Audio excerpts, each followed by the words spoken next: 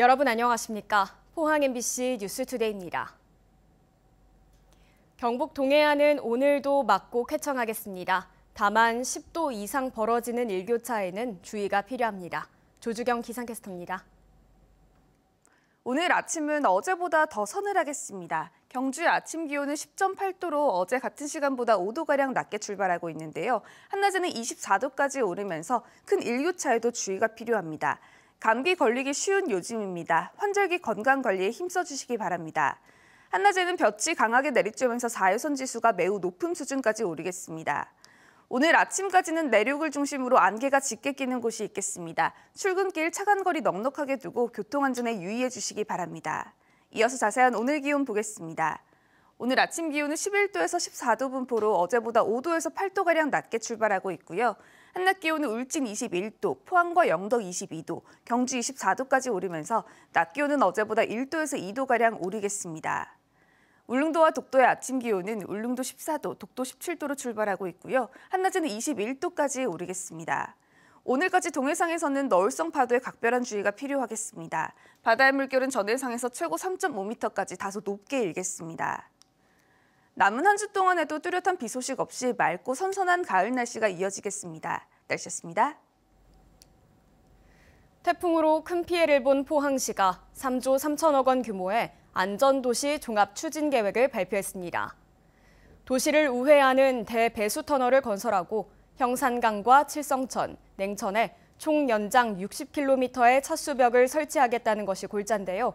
예산 확보가 관건입니다. 이규설 기자입니다. 해병대 장갑차가 시민을 구조하는 이 장면은 태풍 당시에 긴박했던 포항 상황을 단적으로 보여주는데요. 당시 해병대는 냉천뿐만 아니라 형산강 범람까지 대비해 출동 준비를 하고 있었습니다. 다행히 형산강 범람이라는 최악의 상황은 벌어지지 않았지만 상류에 비가 더 왔다면 더 위험한 상황이 생길 수도 있었습니다. 포항시는 이런 최악의 상황을 막기 위해 1조 3천억 원을 들여 포항시 남쪽과 북쪽에 총 연장 28km의 대배수 터널을 설치할 계획입니다. 서울 강남역 일대와 광화문에 설치할 예정인 대형 빗물 터널과 같은 개념입니다. 대배수로 터널을 전문가들과 용역하에 적정한 지점에 해서 우회로 빼서 형산강의 유입 수량을 줄여가겠다는 겁니다. 아파트 지하주차장 참사와 포스코 포항제철소 침수, 포항 오천읍 홍수 피해 등은 오천읍 진전리에서 동해로 흐르는 냉천 범람이 원인인데요. 산업단지와 포항 남구 지역 주거지를 보호하기 위해 냉천 칠성천 주변과 바닷가에는 1조 2천억 원을 투입해 총 연장 60km의 차수벽이 설치됩니다. 또 냉천 상류 항사댐 건설 역시 역점 사업으로 추진합니다. 저지대인 포항시 북구 두호시장은 태풍 흰남노에 또다시 침수 피해를 입었는데요. 순식간에 빗물이 들이닥치면서 물을 퍼내주는 역할을 해야 할 인근 창포 빗물 펌프장 자체가 침수돼 이 일대가 물바다로 변해버렸습니다. 이 지대가 좀 낮잖아요. 펌프장에 물이 찼다는 게 이 위치가 또 잘못된 것 같아요. 포항시는 창포 빗물 펌프장의 분당 처리 능력을 현재 85톤에서 150톤으로 끌어올릴 계획이고 포항의 다른 빗물 펌프장 14곳도 100년 빈도의 폭우를 견딜 수 있도록 시설을 개선합니다. 이처럼 안전도시 포항을 만들기 위해 많은 계획을 세웠지만 문제는 3조 3천억 원이나 되는 예산을 확보할 수 있느냐는 것인데요. 포항시는 가장 먼저 100억 원을 들여 방재종합계획 수립 용역을 시행하고 이를 바탕으로 특별법을 제정해 예산을 마련한다는 계획인데 갈 길은 멀어 보입니다. MBC 뉴스 이규설입니다.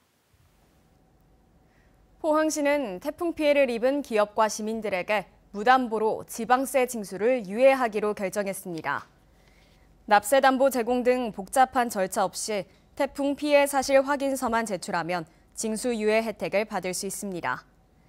읍면동 행정복지센터에서 태풍 피해 사실 확인서를 발급받아 시청 예산법무과나 구청 세무과에 서류를 제출하면 됩니다. 경주 월성원전의 방사성 물질 유출에 대한 포항 MBC의 지속적인 보도로 원자력안전위원회가 1년 넘게 조사를 벌였습니다. 사용 후 핵연료를 저장하는 수조 바닥에서 부품음과 표면 균열이 확인됐다는 조사 결과가 나오기는 했지만 상황이 얼마나 심각한지는 알 길이 없었는데요. 포항 MBC가 수조 밖으로 냉각수가 새어나오는 영상을 최초로 입수했습니다. 지난 5월 원안위의 발표 내용보다 수조 내부 상황이 훨씬 더 좋지 않아 축소 발표 논란이 일고 있습니다. 장미쁨 기자가 단독 보도합니다. 경주 월성 1호기 사용 핵연료 저장 수조 외벽입니다. 바닥 부위에서 균열이 발견됐는데 갈라진 틈 사이로 물이 끊임없이 흘러나옵니다. 작업자가 드라이어기로 말리고 수건으로 닦아보지만 소용이 없습니다. 균열이 생긴 곳은 1997년 보수공사를 한 지점 주변인데 측정 결과 매일매일 7리터의 방사능 오염수가 흘러나오고 있었습니다. 바깥쪽에 크랙 부위나 이런 쪽을 통해서 새어나오고 있다는 것은 이미 누설이 진행이 돼서 벽체 안에 하나의 누설 통로가 생겼다 이렇게 보시면 되겠네요. 고준위 핵폐기물이 저장되어 있는 사용 핵연료 저장 수조의 내부는 더 심각합니다. 육안으로 봐도 갈라지고 깨진 흔적이 곳곳에서 발견됩니다. 방수막으로 칠한 에폭시 라이너가 완전히 갈라져 너덜너덜하고 벽면의 에폭시막은 완전히 부풀었습니다. 사용 핵연료가 들어가 있는 이런 중요한 시설인데 이 시설에 이런 차수 구조가 그러니까 에폭시가 깨어지고 그 사이로 물이 베어져 나가고 발생한다는 것 자체가 이제 믿기지 않는 사실이죠. 원자력안전위원회의 월성원전 3중수소 조사단 중간 발표에는 에폭시의 표면 균열과 부푸름을 확인했다는 내용이 있습니다. 하지만 실제 상황보다 축소한 것 아니냐는 지적이 나옵니다. 여태까지 조사단의 그 조사 과정이 투명하게 이루어졌는지에 대해서 문제 제기를 할 수밖에 없는 상황이고요. 사용 후 핵연료를 저장해 놓은 수조의 냉각수에는 삼중수소와 감마액종 등 수조 100크렐에 이르는 위험한 방사성 물질이 포함돼 있습니다. 그 에폭시를 뭐 하려고 거기다가 발랐냐는 의문이 생길 정도로 엉망진창으로 관리되고 있다는 거는 한심한 수준이죠. 더 이상 뭐 기술적으로 얘기하고 말 게 없어요, 이런 건. 이에 대해 원자력안전위원회는 영상과 사진에 대해서는 이미 알고 있는 내용이며 내부 합의를 거쳐 발표 자료에 실지 않았다고 밝혔습니다. 그러면서 실제 상황을 축소 발표한 것은 아니고 적절한 조치를 하고 있다고 밝혔습니다. MBC 뉴스 장미쁨입니다. 경상북도가 태풍 흰남노로 특별재난지역으로 선포된 경주시와 포항시에 대해 지적 측량 수수료를 감면합니다. 감면 대상은 포항과 경주의 주택과 시설물의 피해 복구를 위해 필요한 분할과 경계 복원 등의 지적 측량 수수료입니다. 주거용 주택은 1년간 100%, 그 외 태풍 피해 복구를 위한 경우는 2년간 50%를 감면해주기로 했습니다. 다만 가건물 피해 복구나 피해 주민이 주택단지를 조성하는 경우 정부나 지자체, 공공기관이 신청하는 경우는 제외됩니다. 경주 지역의 태풍 복구가 90% 정도 이뤄진 가운데 각계각층의 성금과 지원이 이어지고 있습니다. 대구 한국일보는 K-트롯 페스티벌 행사에서 모금한 재해의연금 2,670여만 원을 전달했고 한국수력원자력은 피해 복구 성금 1억 원을 경주시에 기탁했습니다. 또 전국 공무원 노동조합이 1,300만 원의 위문금을 경주시에 전달했으며 육군 54단과 국제로타리 3,721지구, 대한의사협회에서 생필품을 전달했습니다. 노동계가 이번 주말 전국 동시다발 노동자 대회를 시작으로 하반기 총파업 총력 투쟁을 선언했습니다. 물가 폭등과 불평등 심화로 민생이 고통받고 있는데도 정부는 반노동 정책을 밀어붙이고 있다며 투쟁에 나섰습니다. 보도에 조재한 기자입니다. 지난해 10대 건설사 원하청 업체에서 발생한 산업재해는 1,519건입니다. 2017년 758건에서 5년 사이 2배 이상 늘어났습니다. 올해 초부터 중대재해처벌법이 시행됐지만 산업재해는 여전히 줄어들지 않고 있고 오히려 경영자 책임을 피해가기 위한 시행령 개정이 추진되면서 노동계 반발을 사고 있습니다. 중대재해처벌법 시행이 8개월이나 되었으나 단 한 건의 처벌도 나오지 않고 있습니다. 검찰도 정부도 전혀 의지가 없기 때문입니다. 공공부문에서는 재정과 인력 효율성을 빌미로 민간 위탁 확대와 민영화, 사회 공공성 약화로 이어지고 있다는 지적이 제기되고 있습니다. 노동계는 물가 폭등과 금리 인상으로 민생 고통이 가중되고 있는데도 정부 정책은 거꾸로 양극화를 심화시키고 있다며 개선을 촉구합니다.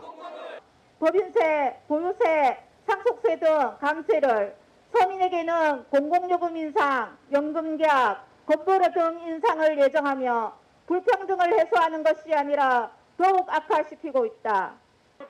오는 24일 대구를 비롯한 16개 광역시도에서 노동계의 요구를 담은 동시다발 노동자 대회가 열립니다. 이후에도 연말까지 전국 총궐기 노동자 대회와 총파업이 줄줄이 예고돼 있습니다. 윤석열 대통령과 국민의힘이 심판받도록 반드시 투쟁해낼 것입니다. 그 과정 속에서 노동개혁이 아니라 노동입법, 개혁입법 쟁취할 수 있도록 공공부문 공공성 약화와 물가 폭등, 경제 위기로 민생이 위협받는 가운데 코로나19 사태 이후 장외 집회를 자제하던 노동계가 총력 투쟁을 선언하며 다시 거리로 나서고 있습니다. MBC 뉴스 조주환입니다. 경북도와 영덕군 스포츠시설 운영업체가 영덕에 축구 테마파크를 조성하기로 하고 양해각서를 체결했습니다. 종합스포츠시설 운영업체는 2025년까지 영덕 창포풍력단지 인근 만여 제곱미터에 660억 원을 들여 축구 캠프 숙소, 축구 관련 행사 등에 활용할 수 있는 170실 규모의 특화 호텔을 건립할 예정입니다.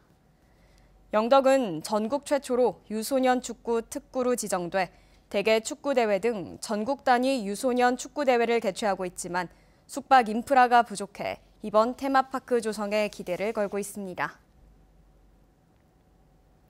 최근 반려동물을 키우는 가구가 늘면서 반려동물 장례 의식도 중요하게 여겨지는데요.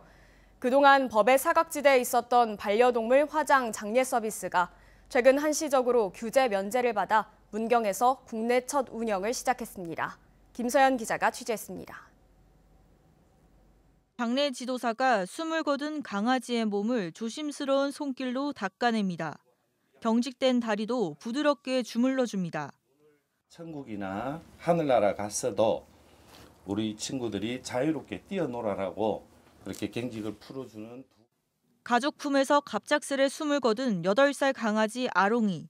아롱이의 가족은 문경에 있는 이동식 화장장을 수소문해 아롱이를 화장을 치러 보내기로 했습니다. 염을 마친 아롱이의 작은 몸은 나무관에 누여 개조된 차량 안에 마련된 화장로로 들어갑니다. 염부터 장례, 화장까지 모두 2대의 개조 차량 안에서 이루어졌습니다.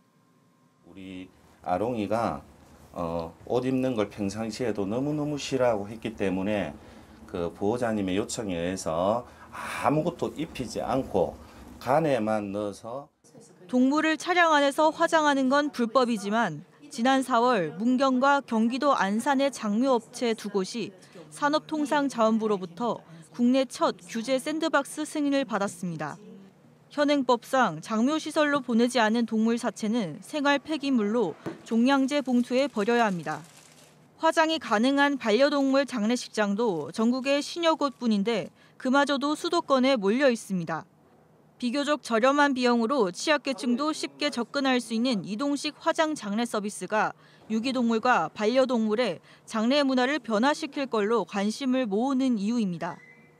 노약자나 어르신분들 그리고 슬픔이 너무 커서 운전을 못 하시는 분들이 계세요. 직접 찾아가서 집 앞에서 추모 염습을 다 하게끔 해드리고 그 보호자님들한테 전달하면 아마 이제 펜노소 증후군이나 이런 것도 많이 해소가 될 거고.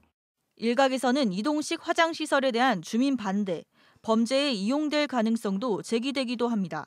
안전성이라든가 환경 문제 모두 해소했고 검증을 받은 시스템이거든요. 저렴하고 편하게 많은 분들이 이용하실 수 있기 때문에 정부에서 승인을 해준 게 아닌가. 실증을 통해서 이를 검증하려고 합니다. 지난 2020년 통계청 조사 결과 우리나라 7가구 중 1가구가 반려동물과 생활하고 있는 걸로 나타났습니다. 반려동물과의 아름다운 이별에 필요한 사회적 제도가 더 진지하게 논의돼야 할 시점입니다. MBC 뉴스 김서연입니다. 4대 시중은행 점포가 하나도 없는 곳이 경북 9개 시군을 포함해 전국적으로 47곳에 이르는 것으로 나타났습니다. 국민의힘 송석준 의원이 금융감독원에서 받은 자료에 따르면 경북에서는 영덕과 울진, 상주, 영양, 청송 등 9개 시군에 4대 시중은행 점포가 한 곳도 없고 점포가 없는 곳은 비수도권에 몰려 있습니다. 이는 은행들이 효율성이 낮다는 이유로 농촌 지역 영업점을 먼저 폐쇄하고 있기 때문인데요. 농촌 지역일수록 고령 인구가 많아 대면 서비스 수요가 많다는 점에서 최소한의 점포는 유지해야 한다는 주장도 나오고 있습니다. 경상북도 문화관광공사와 경주시는 지역 관광 창업 확산을 위해 오는 26일부터 다음 달 7일까지 관광 스타트업 공모전을 개최합니다. 공모 대상은 관광 관련 직접 수익 사업이 가능한 예비 창업자와 창업 9년 미만의 관광 스타트업이며 모집 분야는 예비 관광, 초기 관광, 지역 상생 관광, 전통 관광 스타트업 등입니다. 선정된 창업자나 기업에는 최대 1,000만 원의 자금과 맞춤형 컨설팅, 교육, 홍보, 판로 개척 등을 지원합니다. 경주시는 코로나19 재유행 등 비상 상황을 대비해 내년 하반기까지 경주 하늘마루의 화장로를 증설하고 관련 시설을 개선하기로 했습니다. 증설 사업에는 전액국비 18억 원을 투입해 현재 7기인 화장로에 2기를 추가해 모두 9기로 확충하게 됩니다. 한편 경주의 화장 건수는 코로나19 이전인 2019년에 3,100여 건에서 지난해 3,600여 건으로 17% 증가했습니다.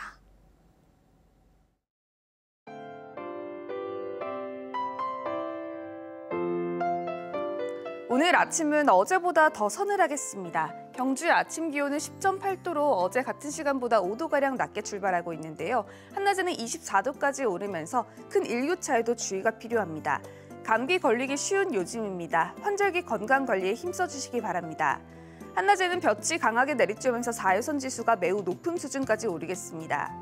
오늘 아침까지는 내륙을 중심으로 안개가 짙게 끼는 곳이 있겠습니다. 출근길 차간거리 넉넉하게 두고 교통안전에 유의해 주시기 바랍니다. 이어서 자세한 오늘 기온 보겠습니다. 오늘 아침 기온은 11도에서 14도 분포로 어제보다 5도에서 8도가량 낮게 출발하고 있고요. 한낮 기온은 울진 21도, 포항과 영덕 22도, 경주 24도까지 오르면서 낮 기온은 어제보다 1도에서 2도가량 오르겠습니다.